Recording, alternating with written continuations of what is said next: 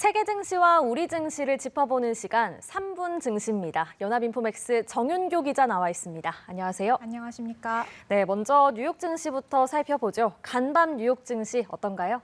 네, 오늘 새벽 뉴욕 증시는 중간 선거를 하루 앞두고 상승 마감했습니다.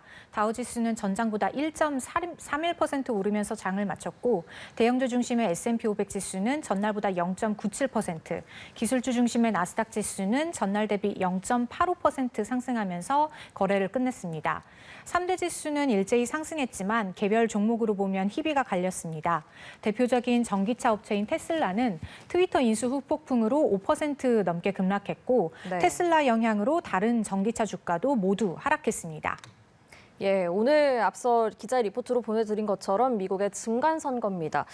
중간 선거가 증시에 미치는 영향은 어떻게 됩니까? 네, 역사적으로 보면 미국의 중간 선거는 증시에 호재로 작용해왔다는 인식이 있습니다. 실제로 경제연구소 옥스퍼드 이코노믹스에 따르면 1950년대 이후 S&P 500 지수는 중간 선거 뒤 1년 동안 평균 15% 올랐다고 하는데요. 지금은 경기 침체 우려가 커지고 있기 때문에 예단하기 어렵다는 지적도 있습니다. 그럼 어느 쪽이 이기는 게 증시에 유리한가를 살펴보면 공화당이 승리할 경우 증시에 긍정적일 거라는 예상이 많고요. 현재는 민주당이 상원과 하원을 장악하고 있지만 공화당이 의회 권력을 쥐면 조 바이든 정부의 돈풀기 정책에 제동이 걸려서 인플레이션 위험이 감소할 수 있을 거란 분석이 나옵니다. 현재 여론조사 결과에 따르면 공화당이 승리할 거란 전망에 좀 더 힘이 실리고 있습니다. 네, 또 주 후반에 나올 물가 지표에도 관심이 쏠리고 있네요. 네, 그렇습니다. 현지 시각으로 오는 10일 발표될 10월 소비자 물가 지수도 증시 향방에 영향을 줄 큰 이벤트로 꼽힙니다.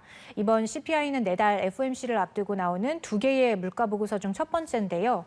10월 CPI 결과에 따라 12월 FOMC에서 금리 인상폭이 0.75%포인트일지, 0.5%포인트일지 좀 더 명확하게 알 수 있을 거란 전망이고요.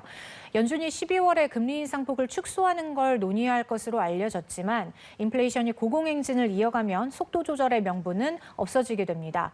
월스트리트저널에 따르면 전문가들은 10월 CPI가 전년 대비 7.9% 올라서 8% 선을 밑돌 것으로 예상하고 있습니다. 네, 오늘 코스피 전망도 살펴볼까요? 네, 오늘 국내 증시는 간밤 뉴욕 증시 랠리 영향으로 견고한 모습을 보일 거라는 예상이 나옵니다.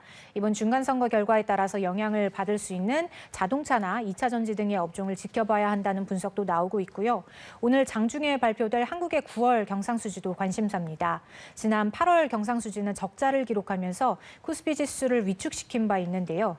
이번에도 9월 경상수지 결과에 따라서 시장이 변동성을 확대할 가능성이 있습니다. 한국은행은 9월 경상수지가 흑자로 전환할 가능성이 크다고 밝힌 상황입니다. 네, 3분 증시 정윤교 기자와 함께했습니다. 고맙습니다. 감사합니다.